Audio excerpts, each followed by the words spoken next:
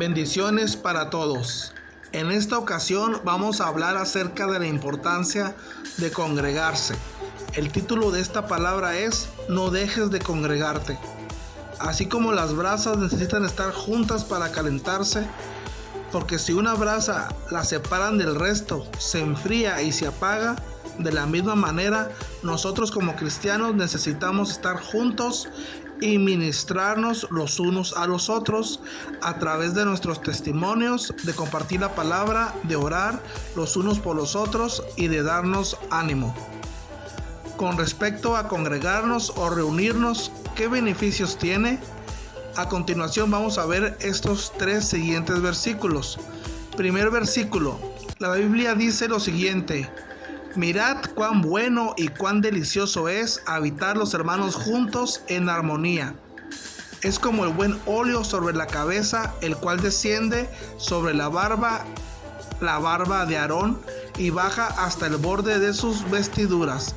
Salmo 133 del 1 al 2. Este versículo dice que es bueno y delicioso, hablando de que es un deleite el estar juntos y en armonía. Habla de esto y hace la comparación que es como una unción de aceite que es colocado en la cabeza y desciende por todo el cuerpo y baja hasta el borde de sus vestiduras. O sea que, en pocas palabras, todos son bendecidos desde el más chico hasta el más grande, cuando habitan los hermanos juntos en armonía. Segundo versículo del cual vamos a hablar dice lo siguiente: porque allí donde 2 o 3 de ustedes se reúnen en mi nombre, allí estaré yo. Mateo 18:20. Este versículo podemos ver que cuando nos reunimos en el nombre de Jesús, Él está presente en estas reuniones. ¡Qué grande bendición! El mismo Dios Todopoderoso está presente cuando nos reunimos en su nombre. Esto dice la palabra de Dios y su palabra es verdad. Tercer versículo dice lo siguiente: no dejando de congregarnos como algunos tienen por costumbre, sino exhortándonos, y tanto más cuando veis que aquel día se acerca. Hebreo 10:25. La traducción al lenguaje actual dice lo siguiente: no dejemos de reunirnos como hacen algunos. Al contrario, animémonos cada vez más a seguir confiando en Dios, y más aún cuando ya vemos que se acerca el día en que el Señor juzgará a todo el mundo. Hebreos 10:25, traducción al lenguaje actual. Este versículo nos habla de 3 puntos. Punto número 1 de este versículo: no dejando de congregarnos como algunos tienen por costumbre. La versión TLA dice lo siguiente: no dejemos de reunirnos como hacen algunos. Cuando una persona se deja de congregar, pierde compañerismo con los de su misma fe, pierde fraternidad con los hermanos y su relación filial se enfría. Deja de escuchar testimonios de personas los cuales le pueden ser de ayuda. Los dones, talentos y ministerios que Dios le dio a esa persona para ser de bendición al cuerpo de Cristo se pierden. Así como también esa persona se pierde de ser ministrado por el resto del cuerpo de Cristo por dejar de congregarse y no usarlos para la edificación de la iglesia. Muchos dejan de congregarse porque las cosas no se hacen como ellos creen que se deberían de hacer las cosas. Otros se dejan de congregar porque alguien los dañó, o simplemente alguien no los saludó, o fueron defraudados. La verdad es que estas cosas pasan en la iglesia. Una cita bíblica dice lo siguiente: les refirió otra palabra diciendo: el reino de los cielos es semejante a un hombre que sembró buena semilla en su campo, pero mientras dormían los hombres, vino su enemigo y sembró cizaña entre el trigo, y se fue. Y cuando salió la hierba y dio fruto, entonces apareció también la cizaña. Vinieron entonces los siervos del padre de familia y le dijeron: Señor, ¿no sembraste buena semilla en tu campo? ¿de dónde pues tienes cizaña? Él les dijo, un enemigo ha hecho esto. Y los siervos le dijeron, ¿quieres pues que vayamos y la arranquemos? Él les dijo, no sea que al arrancar la cizaña arranquéis también con ella el trigo. Dejar crecer juntamente lo uno y lo otro hasta la siega, y al tiempo de la siega yo diré a los segadores, recoger primero la cizaña y atarla en manojos para quemarla, pero recoger el trigo en mi granero. Mateo 13, 24 al 30. Hay personas que se van de las congregaciones buscando la iglesia perfecta, la iglesia donde no haya problemas, la iglesia donde todos los saluden y la iglesia donde el pastor y los líderes lleven a la iglesia a las cosas o pensamientos que esa persona considera que así se deberían de hacer. El problema de esas personas es que gastan sus vidas de congregación en congregación y se dan cuenta que en todas partes hay problemas y al final terminan por no acudir a ninguna. La Biblia nos enseña que en las diferentes iglesias había problemas.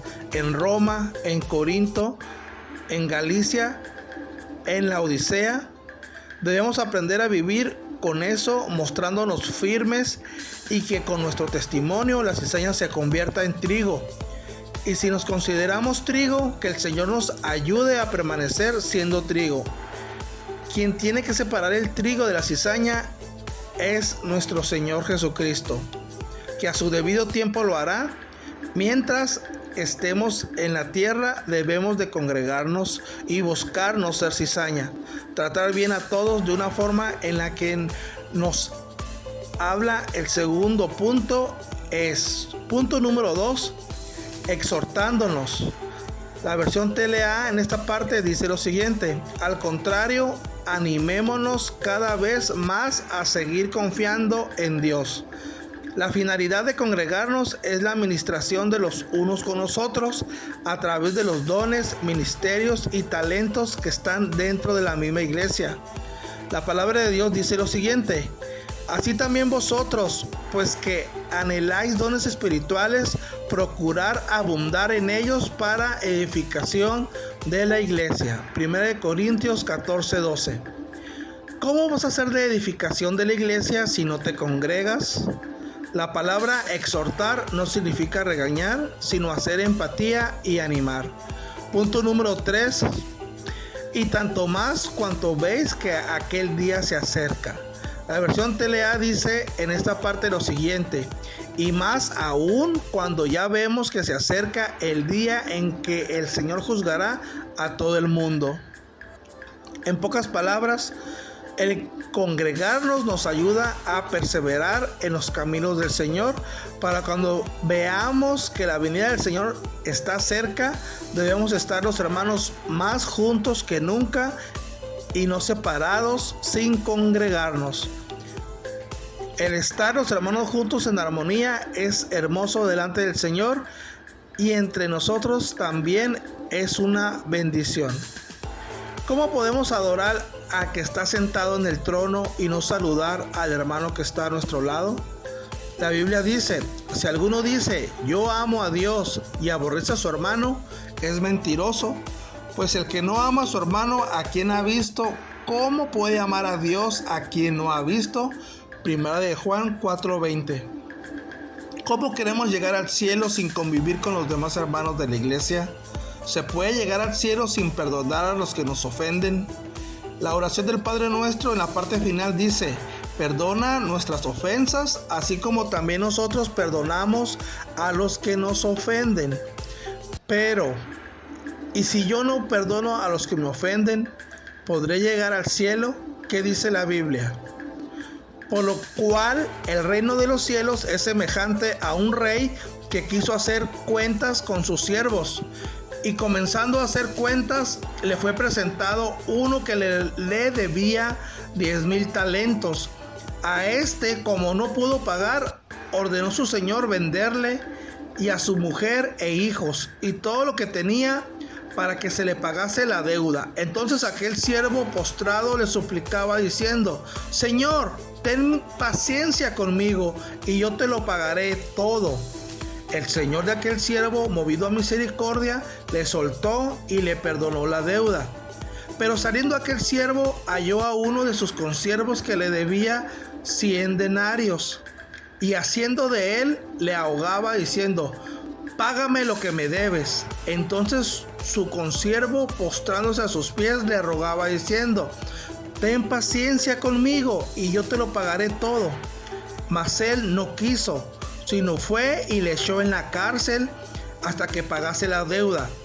Viendo sus consiervos lo que pasaba, se entristecieron mucho y fueron y refirieron a su señor todo lo que había pasado. Entonces, llamándole su señor, le dijo: siervo malvado, toda aquella deuda te perdoné porque me rogaste. ¿No debías tú también tener misericordia de tu consiervo como yo tuve misericordia de ti? Entonces su señor, enojado, le entregó a los verdugos hasta que pagase todo lo que le debía. Así también mi Padre Celestial hará con vosotros, si no perdonáis de todo corazón cada uno a sus hermanos sus ofensas. Mateo 18, 23 al 35.